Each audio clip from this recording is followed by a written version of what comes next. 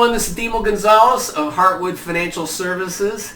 Thanks for joining me for the latest market update and outlook video. And so I thought it was very appropriate as I watched the March Madness go through. We're still in the middle of it. I just enjoyed watching Florida win in the Final Four, make it to the finals. It's been exciting. It's been fast-paced.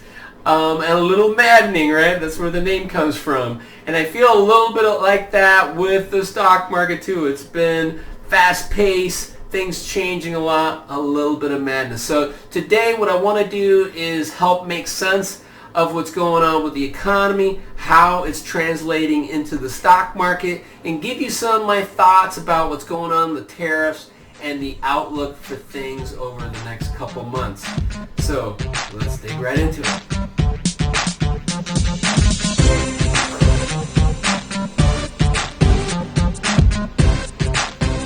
All right, let's get started with the asset class returns for the month of March.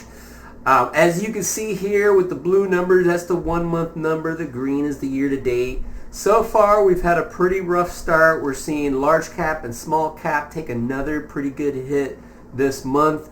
Real estate's held up a little better. It's actually up for the year, but it took a little bit of a leg down here in the month of March. The surprise has been international. It's been doing pretty well. We've seen a lot of fiscal stimulus starting to come out of especially Germany and the EU, so there's been some potential that maybe that will help their economy start to kind of come along. They have a lot of room where they can actually spend some money in defense and in their infrastructure, and so there's a little bit of excitement there. But yeah, this is as of the end of March. April has been kind of a different story, so we'll get a little bit more into that. Fixed income kind of held up okay, high yield, so fixed income for the year is up. And again, another big part of the story has been commodities, especially gold. Gold had its best quarter since the 1980s.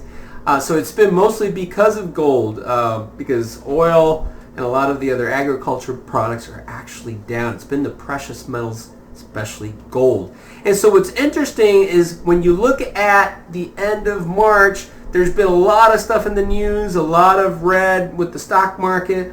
But overall, your stock portfolios have held up pretty good if you had a good diversified base. If you were an all large cap growth, you probably got hit pretty hard. But if you had diversification across international, real estate, bonds, and commodities, you held up pretty good. So far, okay. Not great, but okay. April has started to change a little bit. So again, we're going to talk more about that next. So let's get going. All right, so I always like to start with taking the pulse of the economy, showing you where we are up to this point. So we just had the big three report that came out over the last couple weeks, and I've aggregated them here.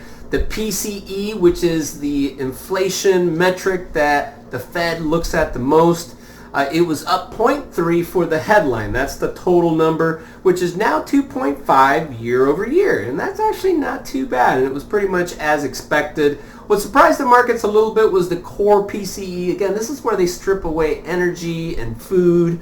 And that actually went up a little bit more than we thought. And I'm going to talk a little bit more about that in the next slide here. But the 2.8 is slightly higher because we were expecting 2.7. So that was a little bit of disappointment. That did not help.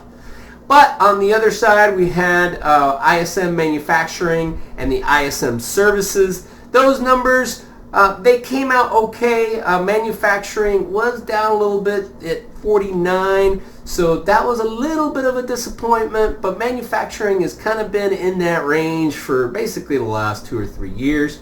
Of course, we're hoping to start to see that come up, but we're not seeing really any traction there quite yet. And the services number actually was a little bit of a disappointment as well. Came down to 50.8 versus 53.5 the last month. Again, that's over 50, so it's still growing, but it's barely growing. And so that's something to kind of keep an eye on. I'd start getting a little bit more worried if we get the ISM manufacturing and services under 50 for a couple consecutive months, but we're definitely not there quite yet. So we're hanging in there on those reports. And then the last one was the unemployment report. It just came out on Friday, so I'm recording this here actually over the weekend. I had to gather my thoughts a little bit more before I made this video. The consensus is 140K. We actually had over 250,000 on new jobs, which is showing better than expected. So the job front still looks pretty decent. Interestingly, though, the unemployment rate ticked up a little bit to 4.2. But that's not, that's still really low in the grand scheme of things. So as you can see here, overall, these reports didn't help the market because the big fear has been stagflation. We talked about that last month, where we have inflation and we have slow growth. So what we're seeing is kind of sticky inflation, not real bad, but kind of stuck. And the growth is okay, but not great. So you can call it growth, but it's slow, although the jobs number was pretty good. So the market, or the economy, I should say, still seems like it's in a pretty decent footing. All right, I want to give you my quick take on the PCE. Again, that's the inflation number, and it did tick up just a little bit. A lot of people are saying, "Oh, we're in stagflation for sure. Look how the inflation is going up." But there's a little bit more when you get down below the surface. You can see the blue line here is housing, and housing is the biggest part of the PCE index, and that is still pretty high at 4.3, but it is steadily coming down. So that is really good. Core services has not been coming down as fast or steeply, but it's a little lower as well, but it's also trending down. And so what happened last month? Well, as you can see here in the black, it's core goods that kind of popped up a little bit. That's been actually in deflation over the last couple months, and it went a little bit positive. I think there's a little front running going on here with with trade and trying to get ahead of the tariffs. So is this a temporary thing? Hard to say. Maybe this is a new trend, maybe not. I tend to think it's maybe more of a little bit of an anomaly. And the reason that's important, because I'm in the camp where I think inflation is coming down and it's just slow. And with that mindset, I think the Fed is going to come to our help a little bit sooner than maybe the market thinks. And so that could be a nice tailwind for the market, especially if we see a little bit more turmoil with the economy and the growth side due to whatever, including tariffs. All right, I wanted to share with you this chart too. This is a survey that is done to the AAII members. Basically, this is a non-professional investors club, and they survey them on a regular basis. And what I wanted to show you here is that right now we are at pretty much the most bearish sentiment for individual investors that we've seen in a long time. You can see the historical average is to be at 31%, where they think the market's going to be down the next 6 months. Right now they're at 62%. This is one of the most bearish signs I've ever seen, this AAII survey. And so what I've noticed in my observation, and this has been proven out with a lot of white papers, is that when you see the indicators get this bearish, it's usually a sign that things are going to be getting a lot better soon. Because if everybody's on the bearish side, then who's left to sell kind of concept. So it's more of a contrary indicator. So I wanted to show you this as a sign that we've already kind of gotten bearish, and maybe things can get a little bit better. In fact, when things are this bearish, it usually doesn't take much to get things to be a little bit better. It can even be neutral news that can make things get better. All right, and then finally, for the last piece of the market update, I wanted to show you that market corrections are a pretty normal thing for the stock market, even in the middle of bull markets. So you can see here by this chart that basically we get a correction, which is where the stock market goes down by 10% from its last high, which we are in right now. And this happens usually about every 2 years. And the point that this chart makes, as you can see here, is that there's a lot of corrections, of course, but they don't all turn into bear markets. And it's usually less than half of the time do they turn into bear markets. And when they do turn into bear markets, it's because there is a recession coming. And I just showed you a moment ago with the economic indicators that things still look pretty okay. Now they are slowing down, and could it get worse? Yes, and so that's something that we have to be weary of and keep a close eye on. But right now, that is not my base case with where the economy is going. So I see this more as a market correction that could potentially create some opportunities for us longer term minded investors.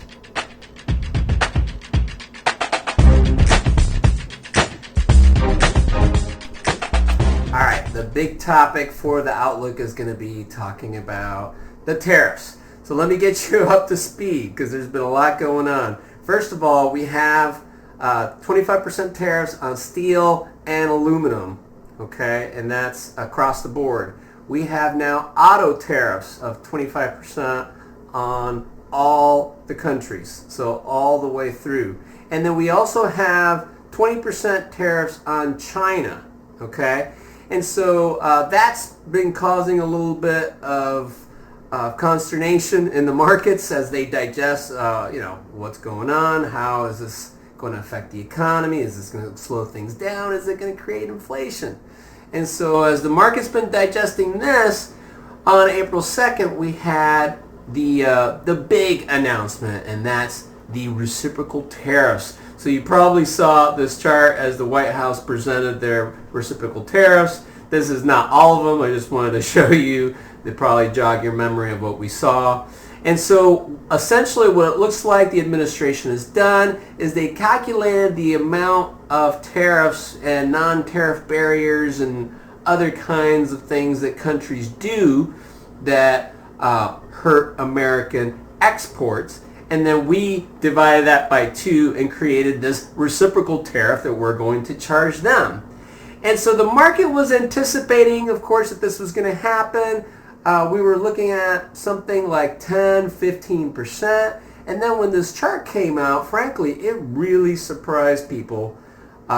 It was a lot higher tariffs than was anticipated. So what they did is they have a 10% tariff as a base for every country, okay? Even the ones that we have a surplus with, where we're actually selling them more than they're selling to us. And then the other ones, as you can see here, were pretty high. Like China, for example, is a 67% tariff barrier, so we're going to charge them 34%. The part where the market is having some trouble, not only is it a little higher, but it's also the way it was calculated is a little convoluted, that not all economists are agreeing with how it was done, because it's not really what the tariffs are or what the non-tariff barriers or currency manipulation. All those things are pretty hard to figure out. So what basically they did is this is a percentage of the total deficit divided by our imports, okay? And so would you say that that's a true reflection of the tariffs and non-tariff barriers and all the manipulation? That's debatable, okay? So that's another part that the market's having a little trouble with. And so as you can see, these are going to be probably pretty hard for the individual companies to pass down, or not to pass down, I should say, to the end consumer in the United States. So this is why the market's having a little bit of conniption right now over this.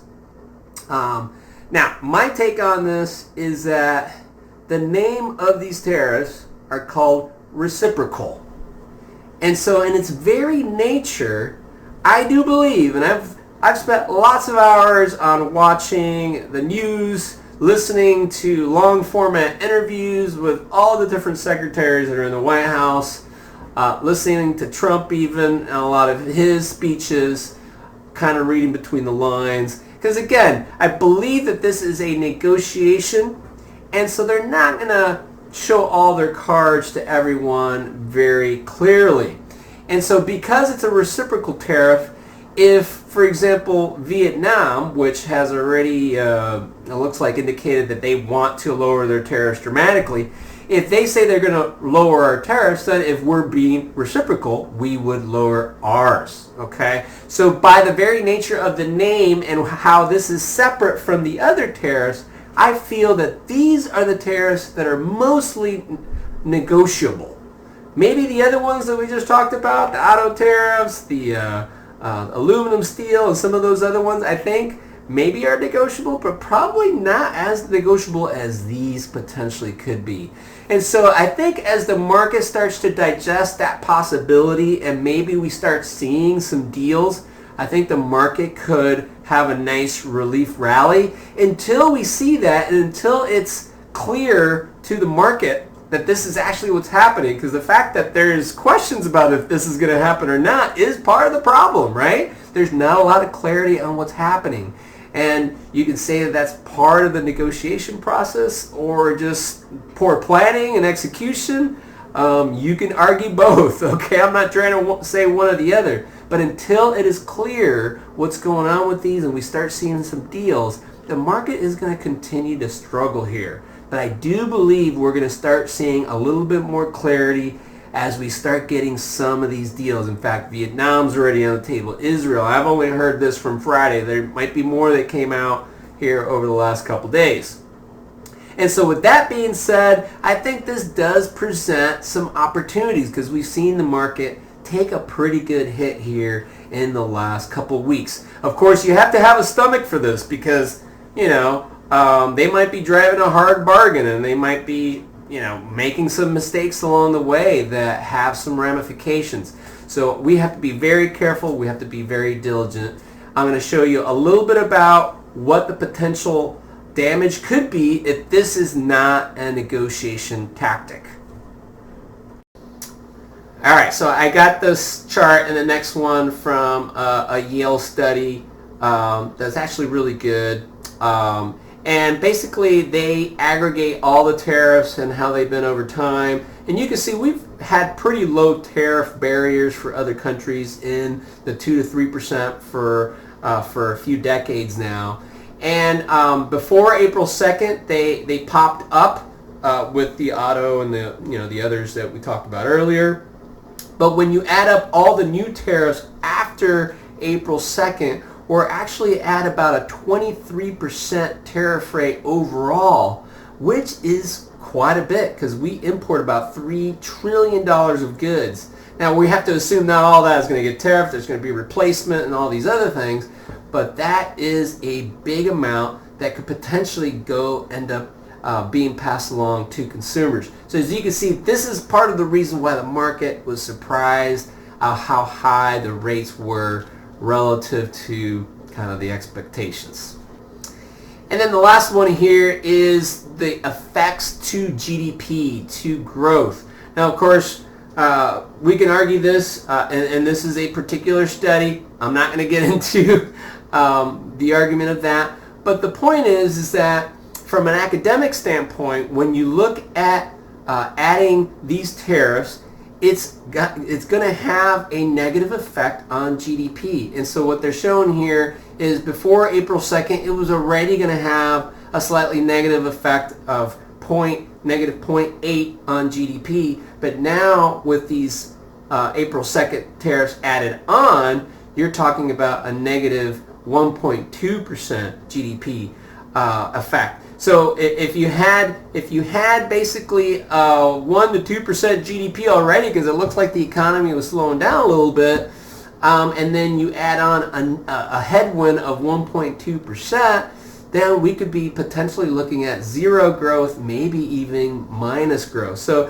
that's the danger in there, although it does show in the study that over time we would start to kind of fix that as supply chains get rerouted and companies figure out how to cut costs, and maybe we bring some reshoring back to this country and we do things here, although maybe a little bit more expensively, but we can still do some things here. And so you could see the GDP growth would come back, but that could take a little while, and the market doesn't like that. The stock market's all about what have you done for me lately, not what necessarily you're going to do for me 2 years from now. And so that's why we're having a little bit of this conniption here in the stock market. But again, if these tariffs are negotiable, a lot of this kind of goes away. Alright, so what does this all mean? What are the implications here at Heartwood?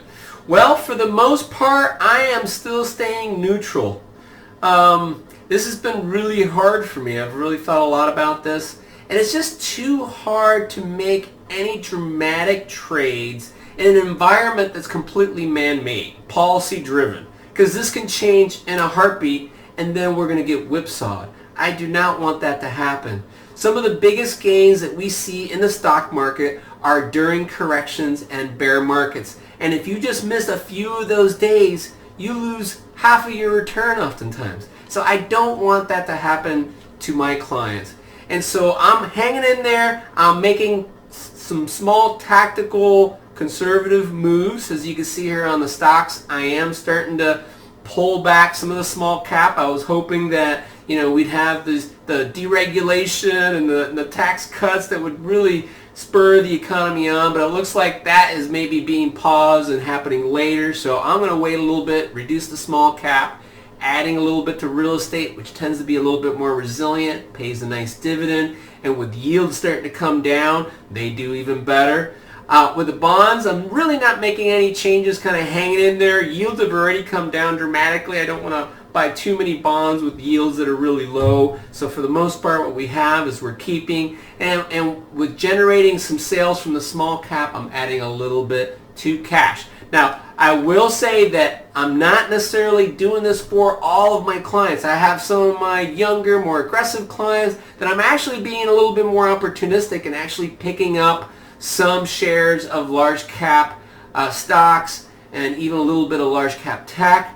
But for my more moderate to conservative clients, I'm sticking more to this cautiously neutral strategy. Okay? Hope that makes sense, guys. With all the craziness and all the market madness, I'm trying to steer this ship with a sturdy, consistent hand.